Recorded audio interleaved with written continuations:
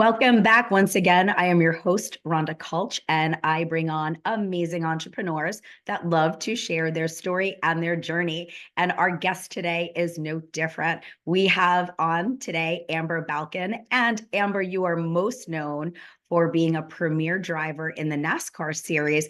And of course, I will say, as another female, one of the sexy ones out there. So good for you, girl. Well, thank you. I appreciate that. Use what you have. So, with that in mind, I would love to deep dive into the journey of where you are today. But most importantly, that journey was started from your career driving. So, why don't you give us a little bit of backstory? Absolutely. So I'm a third generation race car driver. However, my path to NASCAR looked very different than most because a lot of drivers that are in the NASCAR circuits come from very wealthy families and have that financial privilege to be able to compete in the sport since it's such a rich person sport. However, I had to really learn how to be a businesswoman and entrepreneur to be able to raise that capital to bring to the race teams. So mine really started business first, racing second.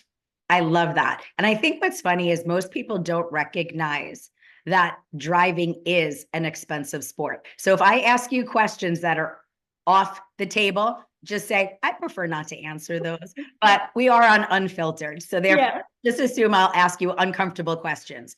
So give us an idea as a driver, what does it cost a year to be on the track? So it's at least a couple $1 million a year to be on the track competing full time. Even to practice, it can be upwards of $20,000. So this isn't like regular stick and ball sports where you can just hop on a field and practice to become better. You actually need money even to practice to increase your skills and get better. So that's what makes this sport so challenging. Someone in the position like me who doesn't have the extra funds to go practice and testing all the time, I'll utilize things like simulation. I have iRacing, put a little extra into watching footage, going over notes, really studying each track before I go to it. So there's other ways you can kind of make up. You can't fully beat seat time. However, I just have to be super adaptable when I get to the track and learn as fast as I can. One of the things that comes to mind when you're saying that is sponsorship. And I think most people don't recognize how hard it is to lock down a sponsor. So tell us a little bit about what your day looks like trying to secure sponsors to keep you on the track.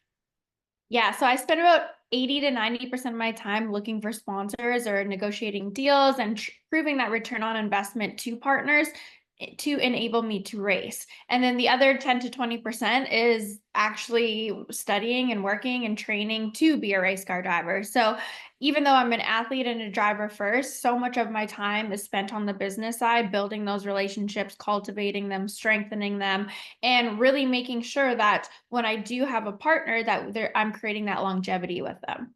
I love that. And I think what happens too is that people have to recognize, most drivers, they have what I refer to as a power team.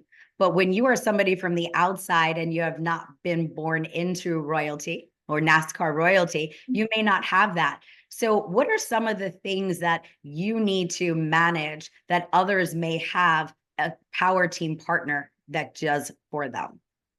So for the last 23 years, I've mainly done it all on my own. However, I have recently this year really worked on finding my who's, my team of people that can help me achieve these goals because it is a lot to do all the business and then also focus on being the best race car driver I can be. Ultimately, I want to just focus on being a driver so I can be the best. And so I'm slowly building that team around me, and it's definitely helped taken a lot of my workload off because there is so much to it. It's not just finding a sponsor, it's building a brand. There's so much more than just driving race cars. You have to really be the full package. You've been driving, as you mentioned, for a while. What has been your biggest challenge being a woman in a very male dominated sport?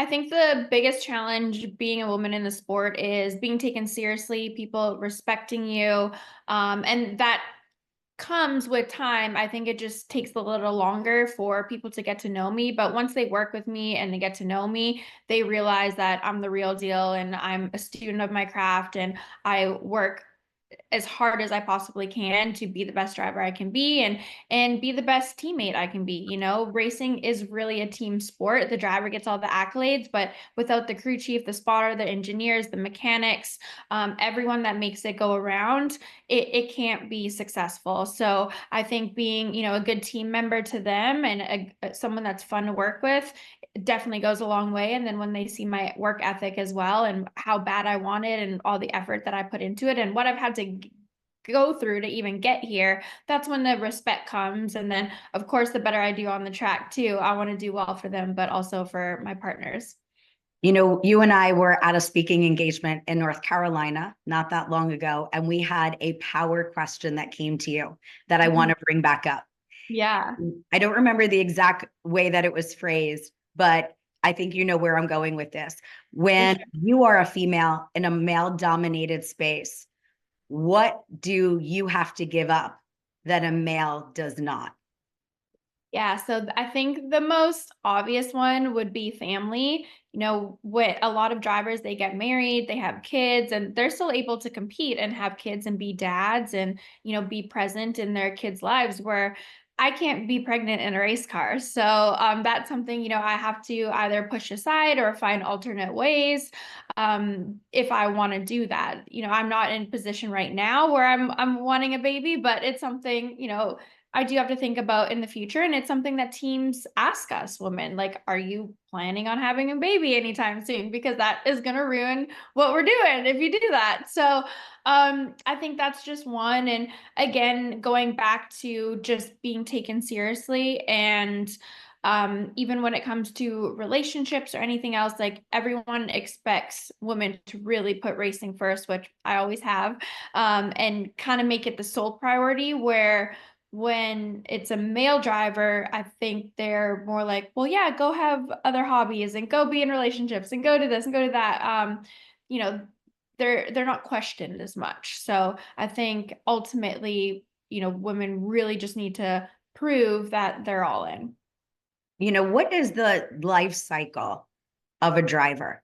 You know, I feel like there are certain sports where you age out. Is there a life cycle for a driver? I am grateful to be in the sport of racing because it's not like typical stick and ball sports where, you know, oh, you're 30, you're old, you're washed up. I mean, Denny Hamlin is such a great example. He just almost won the championship this year, but had reach 60 wins in the Cup Series and had one of the best years of his career, and he's in his mid 40s. So there's not really an age limit to racing. My dad just retired recently and he's almost 60. So you can kind of race as long as you want. I've always said I want to race for as long as I'm enjoying it, having fun, and feel that I've reached the goals I've set out for myself. You know, when we're looking at NASCAR and I'll just say at driving as a sport, what are you doing to keep yourself healthy and fit? I work out every day. I actually did 75 hard. I usually do 75 hard in the off season to kind of prepare mentally and physically for racing. And then again, going on my iRacing, the simulator really helps. And we do heat room training because it gets to be over 130 degrees in the race cars. So simulating the heat to get our bodies acclimated to it really helps. And recently, I've been up in my cardio. I focused a lot on strength training the last 3 months or so, but now I'm like, all right, these are long races, and I got to get my cardio up and my heart rate up to be able to withstand it as well.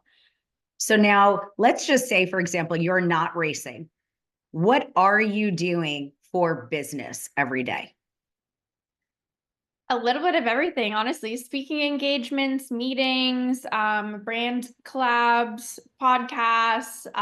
Every day kind of looks different. So it's hard to say, like, this is what my day looks like. But it's definitely a combination of physical training, mental training. I love reading as well. And then business with whether it's sending emails, interviews, Zoom calls. In addition to racing and finding sponsorship, I'm also working on a few other projects right now that are more on the entrepreneur side of things to have other, not only other revenue avenues of income, but also I really want to help people that were in my position that I was in, 10 years ago, and how can I make it easier for them? So those are some of the things I'm building out right now, and also just started writing a book. So I got my hands in a lot of things right now, but I'm enjoying it. So obviously professionally, as much as I host this show, I am a business coach and a business consultant. Now, as somebody in my position looking at you, I say to people all the time, like, let's talk about your strengths, your weaknesses, your balance, your day, your calendar. How do you think a person like myself would be able to help somebody like yourself? Ooh, that is a great question. I know my weakness is organization for sure. I do have a notebook that I use every day, every single day to write what I need to get done. Oh, we can't really see it, but I was gonna say like this. I have Yeah, old school. I write down everything. same. Yeah, I have a terrible memory too. I've, had a lot of crashes in my racing. So anything I can do to kind of keep me focused and on track. That's a really good question, though. I don't know how to answer it. I think I would have to really sit down and think about that because obviously there's always areas to improve. But I think lately, what I've really realized is just aligning with the right people in business is so incredibly important. And I feel that I'm really getting the right people around me right now. And I'm excited to work together and build together and see where that leads. I love that because when we change rooms, it opens up opportunity. So, as somebody in your space, when you walk into a room, are you Amber, the entrepreneur, or are you Amber, the athlete looking to make relationships? That's a great question because for a really long time, my identity was wrapped around Amber, the race car driver. And I was afraid to step outside of that because of what people in our industry may think. I wanted to be taken seriously, and people know that I was all in on racing. So I was afraid to step outside and explore anything else until I realized I am much more than a race car driver. And I am an entrepreneur. I am my own brand. I am a content creator. I am a lot of different things. And I shouldn't have to hide from that. And so when I walk into the room, any room, I just want to be Amber. And, whether people see that as, a warm, smiley, friendly face, or an entrepreneur or a race car driver, however they want to see that, I just want them to feel more so just warmth and encouragement and inspiration from me. I know through your social media that you do represent certain brands. When you are asked to, I guess, be an influencer for those brands, how do you determine which ones are the right fit for you? They have to align with my mission, my values, and my purpose. They need to be brands that align with my day to day. I'm working with a First Form, which is a supplement company. I take protein every day. I work out every day. It's a good fit. It has to align with who I am because I want it to be authentic, and I think people can see right through when others are not being authentic to who they are. And I think for people to trust you, they need to see that you're being truthful and authentic and are working with brands that are actually aligned to you. So it would be safe to say that the brands that you're representing, you actually have heart for them and you'd like to see them succeed. Absolutely, absolutely. And I won't work with brands that I don't feel aligned. Like I've said no to a lot of deals just because I didn't think it was authentic to me. When you're looking at brands, which I'm assuming will also be a duplicate as sponsorship or potential sponsorship, is there anybody that you've looked at recently that you're trying to get in touch with that maybe we can Yeah, help? That maybe we lots. can help you? Oh, honestly, lots. And they mainly have to do with food because once I find something I like a snack I get hyper fixated on it. And right now, for me, it's Magic Spoon. I love their protein cereal, their bars. So I would love to get in touch with Magic Spoon because I can't get enough of their products. And I'm such a snacker that I love snacks, but I want them to be healthy at the same time so I can stick to my goals. So love Magic Spoon. Also, Khloe Kardashian's Cloud Popcorn, the protein popcorn. I don't know if you've tried that, but it's really I good. have not. Yeah. So we have those two on your hit list, Yes. to potentially work with. And if somebody wants to engage with you, do they have to be a sponsor, or is there a way that they could support your journey, just being an outsider, somebody from the outside?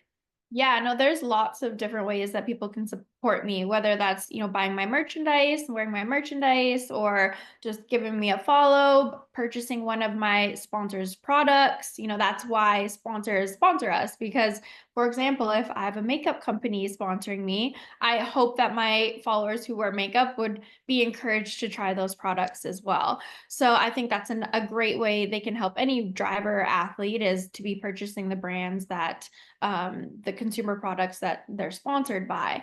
And yeah, just following along with my story or collaborating in any way. I love also going to events and meeting people, speaking engagements. So I'm open to anything. I've been around you enough to know you're a fun girl. You have Thank you. a good time, so that's nice. Yeah. I enjoy Yeah.